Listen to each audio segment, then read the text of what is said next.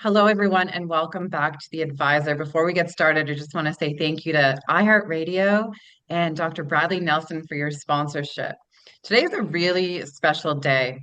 We are about to dive into the after effects of a narcissistic relationship and what that does to a person and how to recover and the steps to take after you've exited that relationship.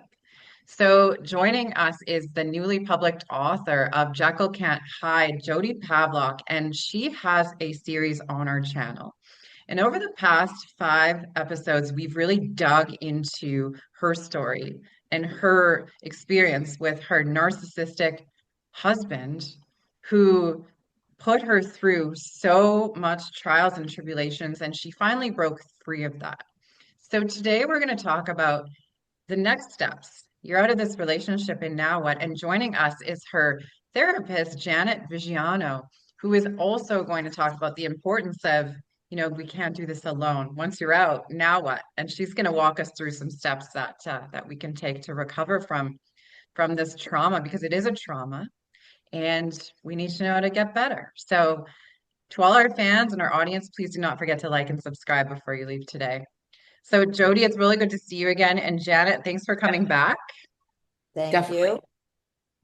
Yes. So, man, Jodi, we talked about your story and your relationship. And I think today is like a good day to bring some light into it. Let's talk about what the next steps are and how you're like living now and your advice for other people. And then Janet, I'd love for you to talk about the importance of therapy and what therapy can do for people. So Jodi, maybe you can start. How are things going? Yeah, everything's going great. I mean, I'm super busy promoting the book. Now I'm also promoting my book trailer. I just did a New Jersey Film Festival. It was the premiere of it, so we're really pushing that. I'm doing a lot of acting, filming stuff on the side besides that. Actively working to make the book into a film adaptation. So that would be great too. And then just keep pushing the book out, the podcast and everything. So it's go, go, go, but that's my speed. My therapist knows that that's all I do. But I'm very happy, and at the end of the day, whenever I think back on my life, how it used to be a year and a half, 2 years ago with my ex, I'm very proud of myself for gaining the strength to get out, to leave. And I do have to credit my therapist a lot because when I saw that my ex used to say it's not going to end well, as they always tell on themselves.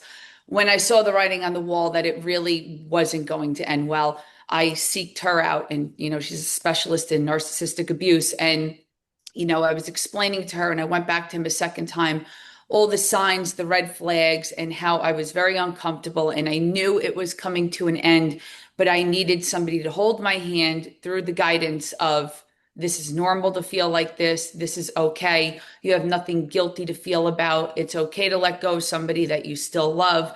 So, when you leave an abusive relationship like that, a lot of people do it differently. Some people are like, F you, I'm gone. Some people still stay in touch with their ex, which I think that's a big no-no. Especially, I mean, I get it when you have children and assets and stuff, but that wasn't the case with me. And everybody beats to their own drum, but I have a great unit of friends and family, my therapist, and everybody just held my hand, and just walked me through the fire, basically, to get to the end, to the light. And there's, that's not often talked enough about the PTSD you get afterwards. There's a lot of residual effects. So it's not just like leaving and it's sunshine and rainbows. We were just talking about this the other day, and I have my days. They're not bad days. They're just more anxiety ridden. And it really doesn't even have to do with him. It's just more about, I had this picture in my life that, hey, by this age, this was going to happen. So between leaving my ex-husband and then my ex-fiance, it's like, well, at 41 years old, I didn't exactly think this was the position I was going to be in, but this was God's path. This is where I'm supposed to be, safe and sound, not walking on eggshells, worried about being called a whore, a cunt, and all these other disgusting names on a daily basis. So I'm working very hard to the place I'm at now, pushing my book, helping people, pushing the book trailer, and just making a better life for myself. And you just have to have that positive attitude in life. And when you're with a narcissist, you can be a happy-go-lucky person and still be positive. But man, let me tell you, do they bring you down? And no matter how happy-go-lucky you are, they bring your vibrational level down. And I knew that's not where I'm supposed to vibrate because, I've said this all the time.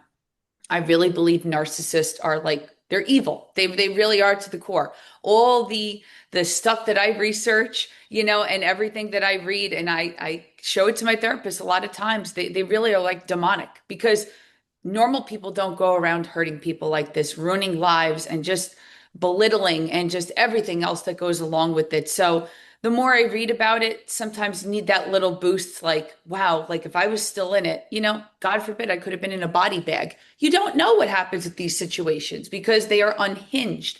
So I'm just very happy with the path that I'm taking, continuing with therapy. That's very important. To me, there could be other people saying, I'm going to stop therapy. No, I'll never stop because I enjoy talking to her. We talk twice a week and there's always something going on. She knows, like, what are you up to next? I'm like, about 25 more things before 2 o'clock. But, it's just good to have a personal, aspect of what's going on, your friends to see what's going on, family. And you just need to have that support unit to say, I understand what you went through. And I understand more importantly now where I am in my healing journey, what I'm going through now. I mean, the most things that I'm dealing with now is my anxiety levels. A lot of it could be contributed to like my medical issues. I was discussing with her, I was getting a lot of steroid injections for my back. So my back is shot and all my levels are off. Everything. It's like I have high cholesterol, my face puffed out. That will go down within 6 months because I'm like, I don't even eat fast food. I watch everything, but it also increased my anxiety. So between still healing from the narcissistic abuse and then my levels are off from other medication, some days are harder than others. I'm not going to lie, but I get through it. So this is just things that everyday people have to go through and you have to kind of get a grip on it and say, okay, what can I do today to make myself feel better? And you either talk about it with somebody, you go to the mall, go buy a shirt, go get a slice of pizza, whatever, whatever makes you happy. That, at the end of the day, you just have to give yourself grace. And that's one thing, Dr.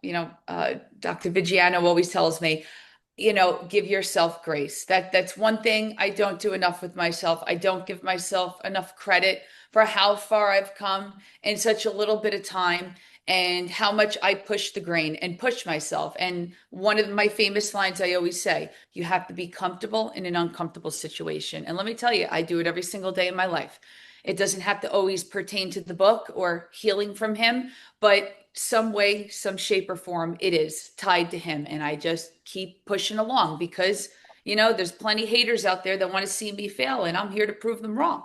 And I'm here to help others know that with all the noise and the smear campaigns and everything that goes on, push them out of the way, do what you got to do, make yourself happy, and help people. I can't even describe to you when I have so many people DMing me saying, hey, I read your book. I'm really like proud of you and I think I can do it too. And just my book, my story, just a little nobody from Bergen County, New Jersey, Gabagool land, and just helping somebody know, hey, this can happen to anybody. And you gotta get that strength from within, however you do, and just leave and make a better life for yourself. It's going to be hard in the beginning. I'm all about full transparency, but you will get through it and you still are going to have your days. I mean, almost 2 years out. Once in a grand while, I'll have one of those days. Can be more anxiety ridden, sometimes a quick cry, whatever it is, but you get through it. I'm not a huge believer in that saying time heals all wounds. In this case, no. It's something I just have to learn to live with. Does it get better with time? Yes. Will it completely heal? We'll see. I'm a believer in everything, but I'm a very One day strong at a believer time. in the truth. Yeah. So, you kind of got to take it with a grain of salt and just say, hey, today's a new day. Let's make it the best we can. Yeah. I I I love how you keep coming back to like you can't do it alone.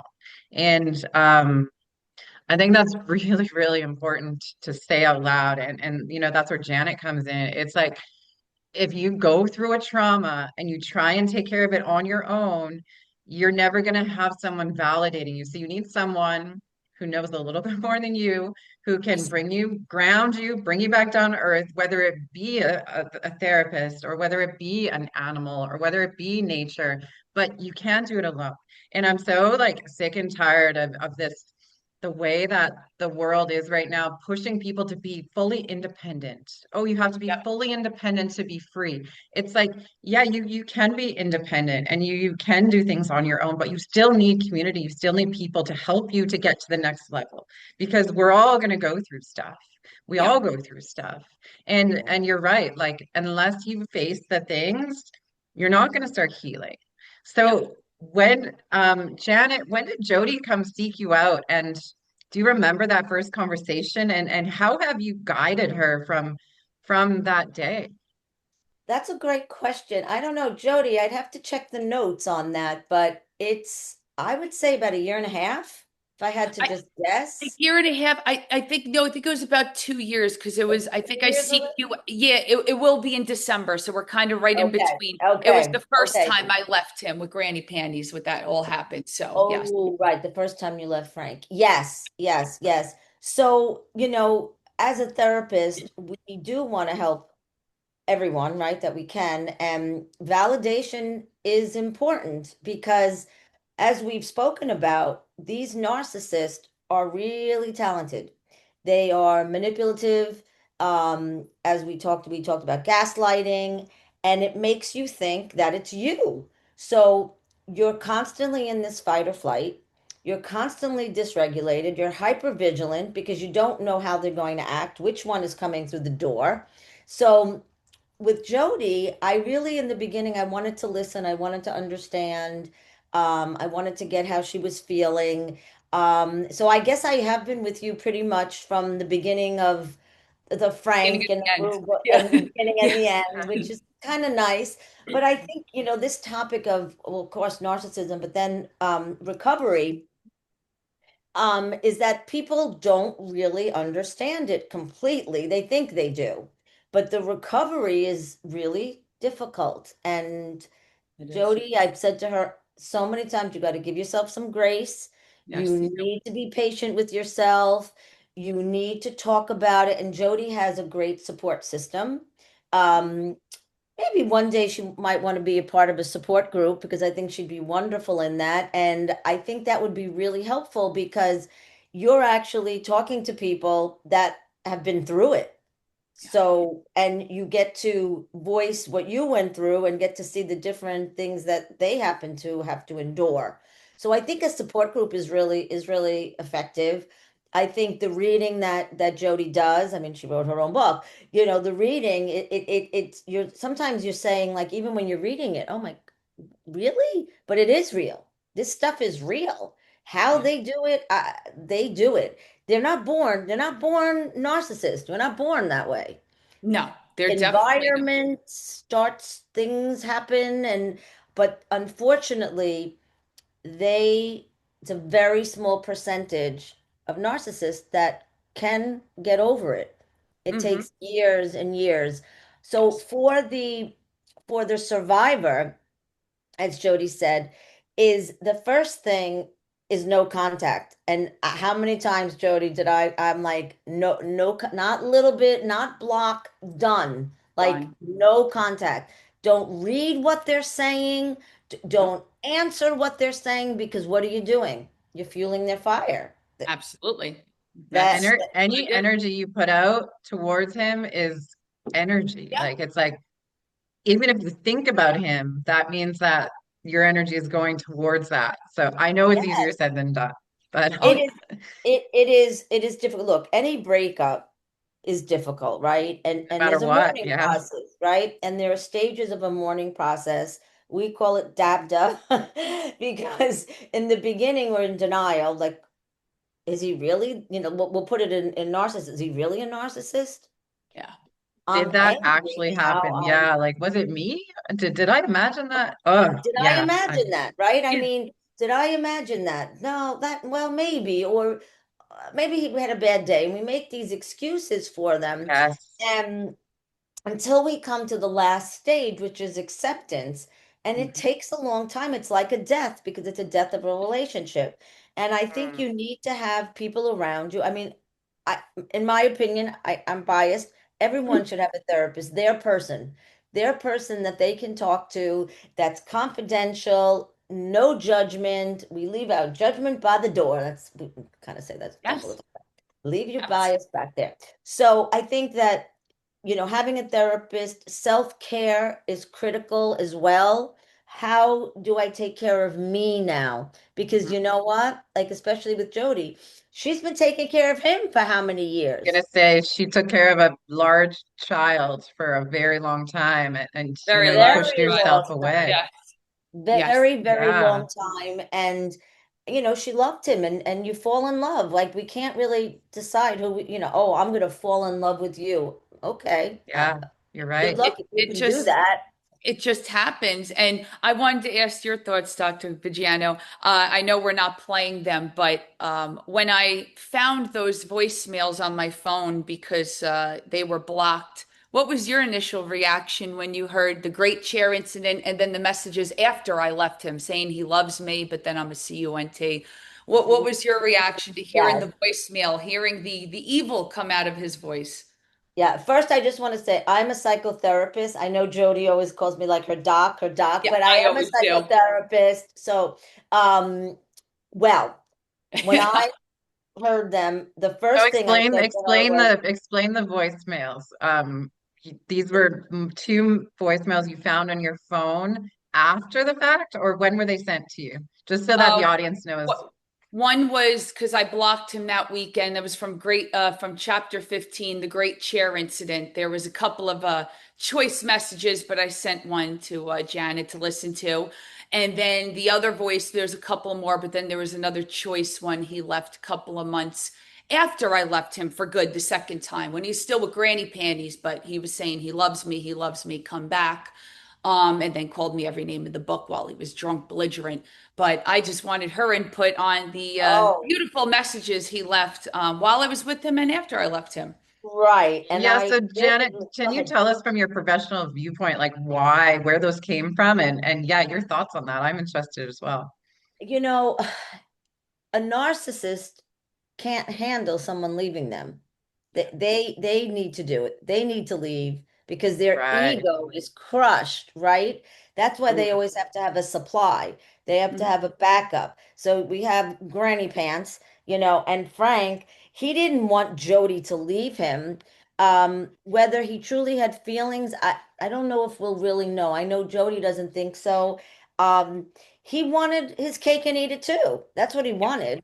He yeah, he definitely wanted that, and he wanted to keep this banter and negativity back and forth, and yes, continuing to make it seem like it was her fault. So when I listened to it, the first thing I said to Jodi is, "Don't listen. I don't want you yes. to listen to this. Yeah, I Like, just sent it to you. Even Peggy said, "Don't listen to it." Yep, don't listen to it." And Peggy and I have been like, on the same page with Jodi. It's like, don't do it, don't do it, don't do it, because then we want to react, right? It's human yep. nature. I Hmm. want to say something back. No, even though it was a video. I will tell you, it was so vulgar and so repulsive. And he was beyond drunk. Like, it really, it was awful. The things he said, the language he used, he even brought her father and mother into it, and it was so hurtful. Over a chair, and that's when I was still with him. I didn't leave him yet. Not even Right. the first time. That was right before the affair.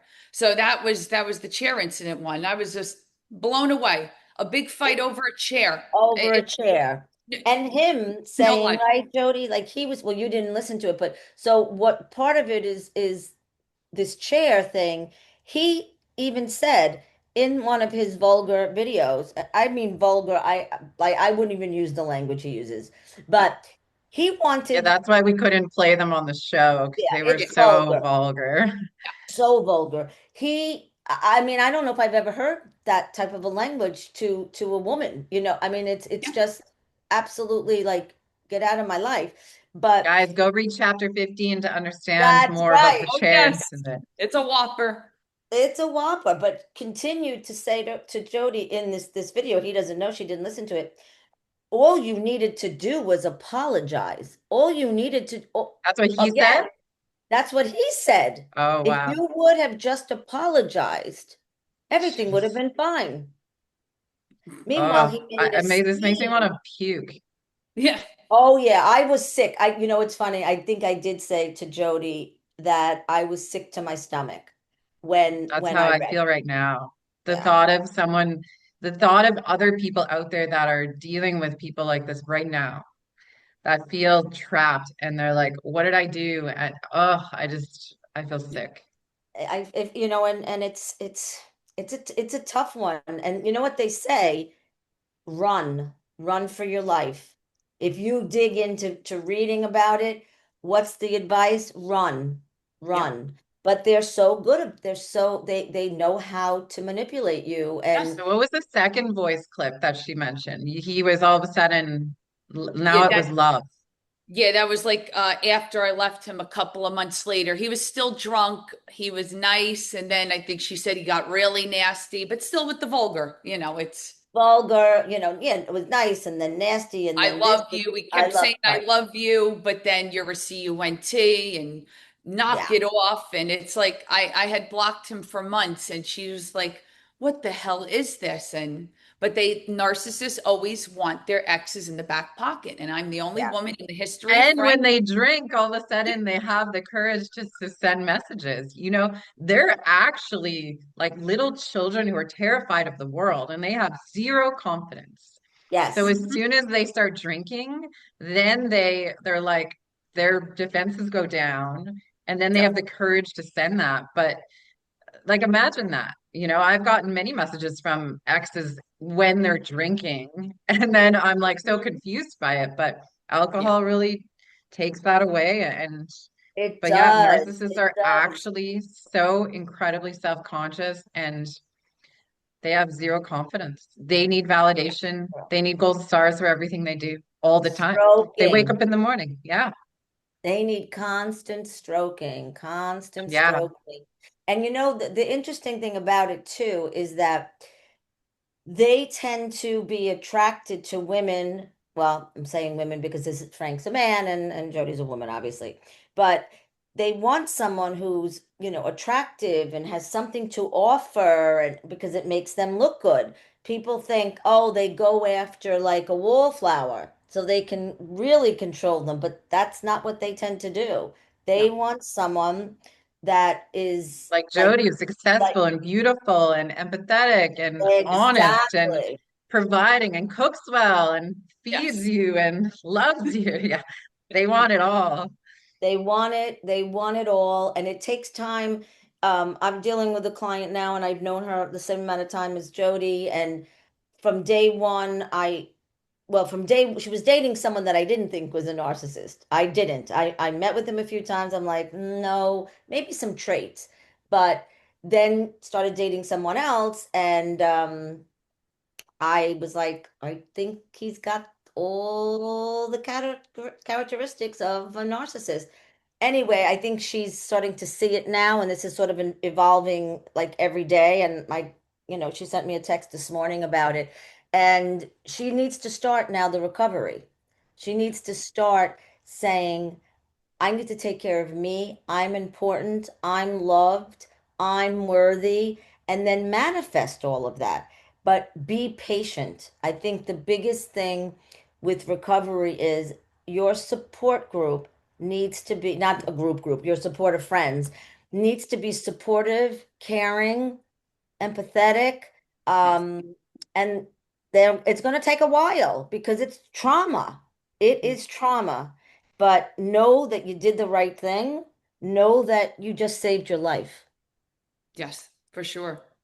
Absolutely. You have Yeah. to put yourself first. You don't realize it, like when you're with the narcissist and you're so in love with them, and then on top of the trauma bonding, you don't realize that you put yourself on the back burner. And then, you take a look back and say, well, in every relationship, you make sacrifices, right? But you can't sacrifice yourself, the most important person of all. Because I think there was an analogy that somebody said, they said leaving a narcissist, the betrayal, especially with like an affair, it's like being on a plane and going skydiving with them, and you're strapped by yourself, but then they're strapped to like the instructor guy, and before you're ready to jump, your partner, the narcissist, kicks you out, and you're screaming and they're smirking at you because they know you're going to hit the ground crashing, you're dead. And then they float on down with their little instructor like granny panties from the nursing home, and then they think they're going to go live a blessed life. So that's kind of like the analogy. That's what it is. They like to inflict pain. They like to flash the new supply in front of you in any way, shape, or form. But see, once you're healed and you do not care, like me, I don't give a F. Go do what you want. Listen, I don't feel bad for his mistress. She's setting herself up for disaster because not only is she a homewrecker, she knew about me. She stepped into the relationship. Frank is more at fault because it was my relationship with him, but he's using her solely for money. I'm sorry. If you want to just go basics to basics, you don't go from a beautiful 39-year-old for 9 years being engaged to 71-year-old married woman with a sick husband at home. And you think you're attracted to that. You have mommy issues. You have nursing home wishes. I don't know. But if she I wants to want to be used challenge you for on money, something though, Jodi. yeah. You said that, and this is coming from a place of love, and I want Mhm. just to reiterate how manipulative narcissists are. Oh, yeah.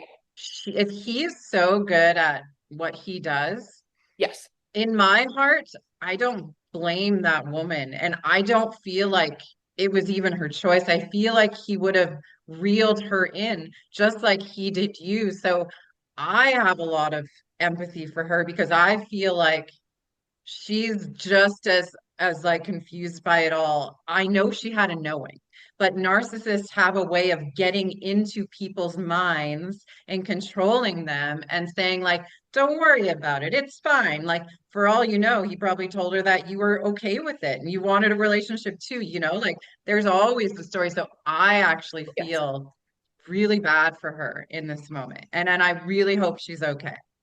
Oh yeah, no, of course. And every situation is different, but I was talking to this with Janet. From everything I know, see, I believe they're working, or if they are still working, whatever, because I believe she's a narcissist. Because usually a narcissist winds up eventually attracting their karmic partner, which is usually their karma. Then So that's they're on a roller coaster right they're on now a if that's roller the case. coaster. Exactly. And like I said, that's how narcissists go when they age, because he went from me, the young, beautiful, successful woman, and then he switched it around and it's like, oh no, I want something else. I want somebody older with money or whatever, the validation.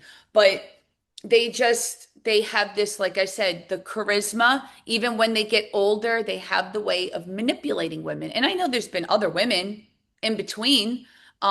People approach me and I'm like, oh wow. I'm like, okay, well, thankfully she got out, Just so add it's them to the list. Yeah. yeah, add it to the You know list. what I'm Exactly. curious about? So I'm so curious about this. Narcissists love the prize. Like you're the prize, right? He walked Mhm. around proudly with you because you're beautiful and you have everything going for you.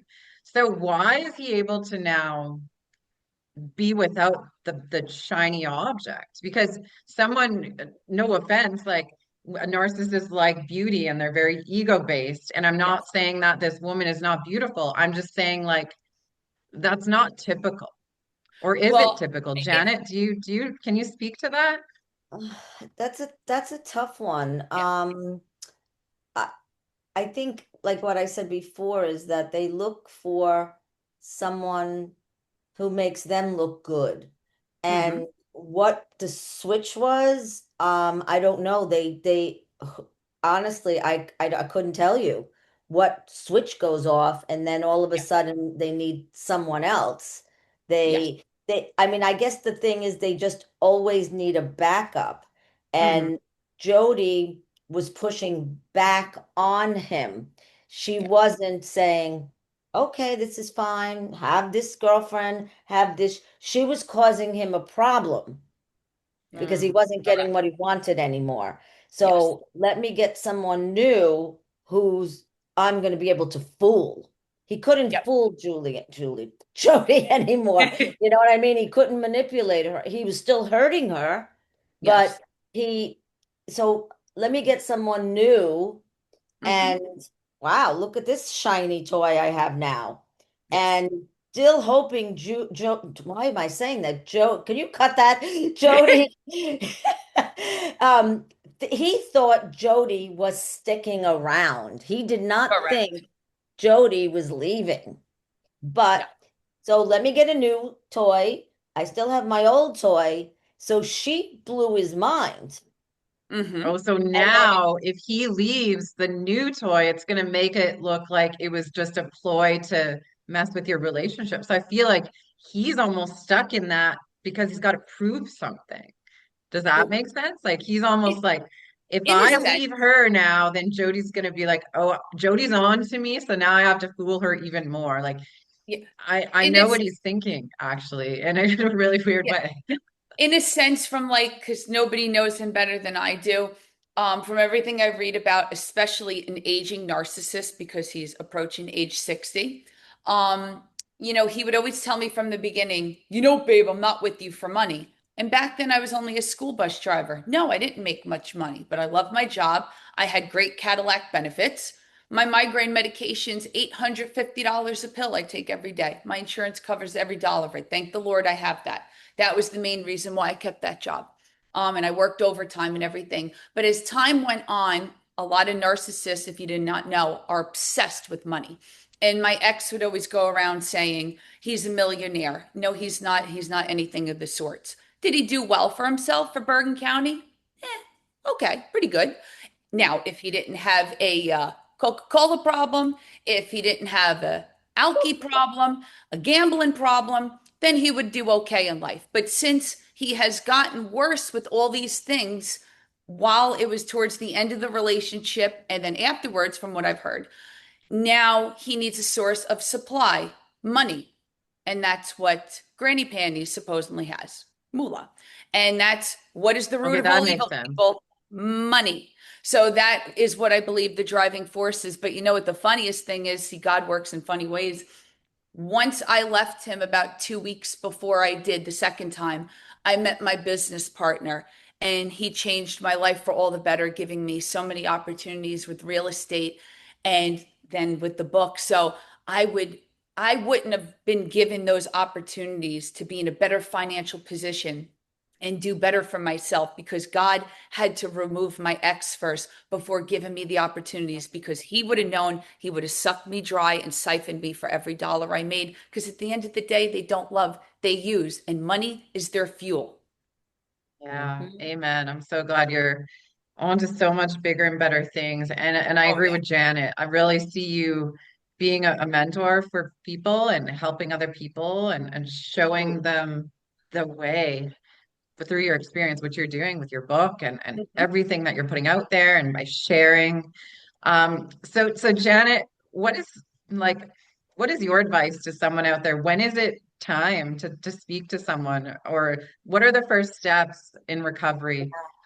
Well, the thing is, right, there's steps to acceptance of she is a narcissist, right? And it could take a really long time before we realize it, right? But as soon as we see the red flags that we talked about last time and that Jodi talked about, we need to start questioning their motives. So at that point, I do think it's the best thing is to seek out people, a therapist, first of all, support group, do some reading, talk to people. I heard from a few friends when I posted the other video who said one girlfriend said, Janet, why didn't you tell me this before I married my first husband? And they were together a long time. They had two Yeah, beautiful children together, but it took her a long time to leave. It's leaving is hard, but with the narcissist, it makes it 100 times harder. Um, just talk to people, listen to what people have to say about it, what they did, but you have to break loose. You have to seek help to Hmm. help yourself. I had friends say, "Oh, okay, well, we've all met a narcissist. We've all like this is really useful information."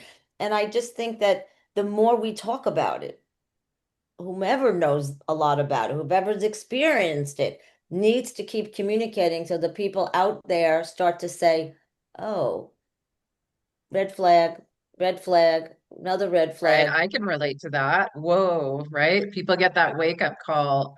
I know for me, I've heard like listening to a podcast and I hear something and I'm like, oh my God, I can relate to that. That's exactly why. And it sometimes that's all people need in order for it to click. So Yes, every time that Jodi's sharing her story, someone else is relating to that, even if it's not obvious, it makes people think. It's like, wait a minute, this sounds a little bit familiar. And then yes. that's like the catalyst. Then it's like, shoot, now what, right? Like, yeah, it's Hard. important. It's hard. You have to keep yourself busy, Yep. distractions. Because Jody had mentioned this before, and I did want to circle back to it. It's this anxiety that we talk about, the fight or flight, the hypervigilance. Yes. It's overwhelming. We don't even know what we're doing to our bodies. Our Yes. bodies are so dysregulated. Like we're ready for what's coming at us, but we're Yep. really not ready because we don't know, but our Yep. bodies are like, whoa, let me be strong, let me be this, but they have our emotions involved. Our emotions are twisted at this point. I love them. Do they love me? Do they it's so What many about things. this? Like, how could I, Jody, do you ever think about how could I love someone like that? Like, I know in relationships that it, like, I was with a narcissist, and then for a while I was like, man, am I so messed up that I can love someone so much and want to fix that? Like, I went through that battle. Did you go through that? Yeah, in a sense, I mean, when he was getting like really bad, I just would think to myself, like, and I'm not saying I'm perfect, nobody is, but I mean, I was so friggin' good to him. I really was. I never argued back. I never made fun of him with things I could have, with other women would. I never put him down. I always lifted him up, saying, "Oh, I'm so proud of you, working this job and doing what it like." I really tried to give him everything that I thought he had voids in, but he still threw me to the wolves. So, and I will admit, That's one of my tough. friends, That's tough. yeah, one of my friends, and again, this is no excuse, but one of my friends from years ago, when I first went out on disability because of all my medical issues, she's like, you know what? If anything's going to break you two up, he's going to resent you for going on disability because he's got to get up in the morning and go to work and you don't. And I'm like, what? I said, but I have medical issues. I got to take care of myself, my migraines, my back, my fibromyalgia, and all this other crap. And you know what? She was right because that's when the tables were starting to turn a little bit. And it made no sense because even though we weren't engaged yet, we were living together. I had at least three separate conversations with him saying, do you think this is the right thing for me to do? And he honestly sat in front of my face and said, Jodi, I know you suffer every single day of your life with a headache and the migraines are getting out of control. And they'd always go behind my left eye and it was affecting my vision for the school bus. So even though I love to drive, I really hardly do anymore. And I cannot drive at night. It's like, you might as well put a blindfold on me. Wee! Can't do it. And I was driving a school bus full of children. And I just said, it's to the point now where the migraines are getting so bad. I'm just not confident driving the school bus anymore. And this is from somebody who learned to drive at 8 years old because I could reach the pedals already. So, um, true story. Dave taught me. And, so I sat down and had to talk with him. He's like, Jodi, I think you should do this for yourself. He goes, you could secure your pension and your medical for the rest of your life, focus on taking care of your health. And then also I told them, I was like, since there's the age difference too, I said, hey, now you don't have to wait for me to retire. Like we can, because we had plans to move to Florida and maybe a little bit of Aruba and New Jersey. And I said, now I'm not locked down to the job. I'm locked down to taking care of myself. But I told them, I promise you are still my number one priority, the house, your business, taking care of you. And I did hold up my promise, but he didn't. He talked shit about me to friends that I didn't even make friends with yet afterwards, they said. And he just always had negative commentary about me. And I didn't need him to like hold my hand and say, "Oh, it's okay." Like I was very self-sufficient. When I had a migraine, I'd get quiet and I'd take my medicine and he'd be like, "You okay?" I'm like, "No, I have a mind-blowing migraine right now." And I would just deal with it myself. But he wasn't the type to even go to the freezer and get me an ice bag for my head or, "Hey, Jodi, you know what? How about I order pizza tonight and you don't Oh, have to no, not cook?" the pizza. Yes, the pizza. It's just little simple things like that. So I noticed as my disability case is going on, and then finally when I got awarded my pension and that, he was so resentful. But yet I was still doing everything. I was still paying him rent and cable and food shopping and my part of the vacations and kicking in for food when I could. So nothing absolutely changed when I made that decision for myself, for my health. I still held up my part of the responsibilities and everything, but again, that shouldn't be an excuse to start devaluing somebody because of their medical No. conditions. But I think he used that as a tool to slowly really start chipping away at my self-worth and, just telling me basically I'm a loser, which I'm obviously anything but.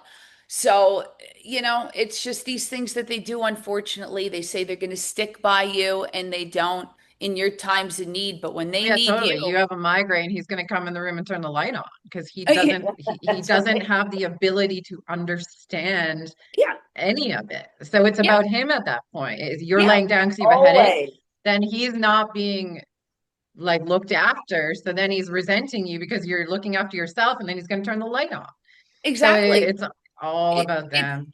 it's always about them. And I even put that in the Always. book. There was a small part, I was waiting to get root canals done. He begged me to go on a trip to Florida. He had to do one of his construction side business jobs. I'm like, I got to wait 8 days, Frank, to get these root canals. I'm dying in pain. No, please come with me. We were like 4 hours into the trip. I already ate what kind of snacks I had.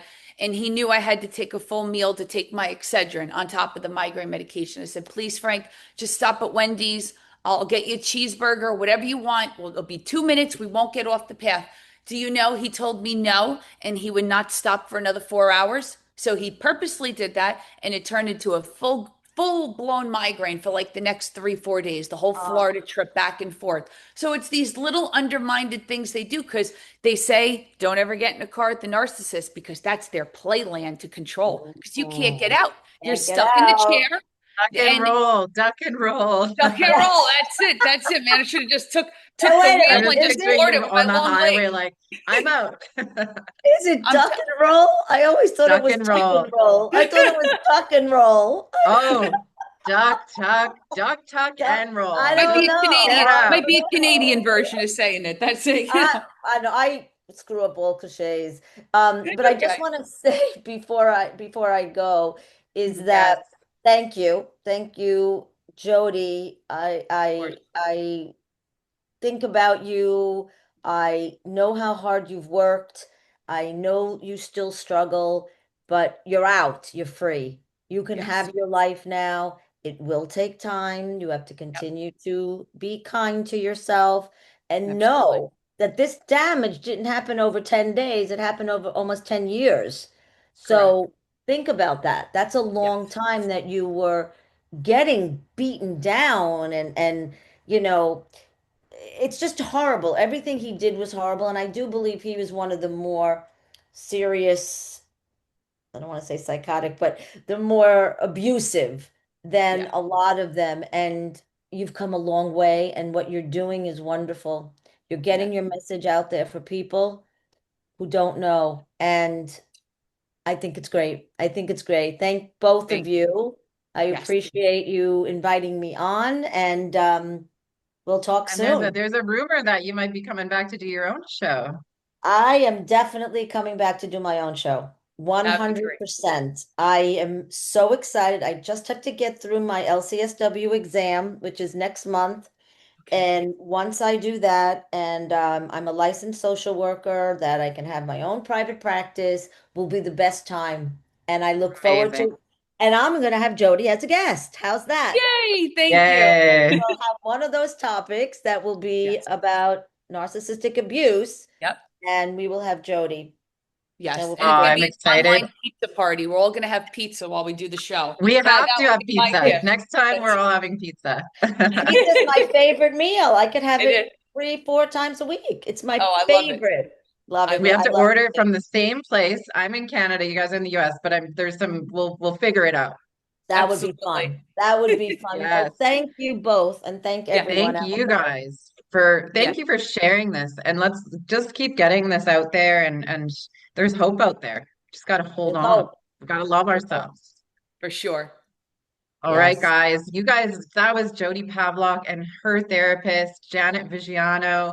And that's her series on her relationship and narcissistic abuse. Please go back and listen to the other episodes where she really dives deep, and get her book, Jekyll Can't Hide.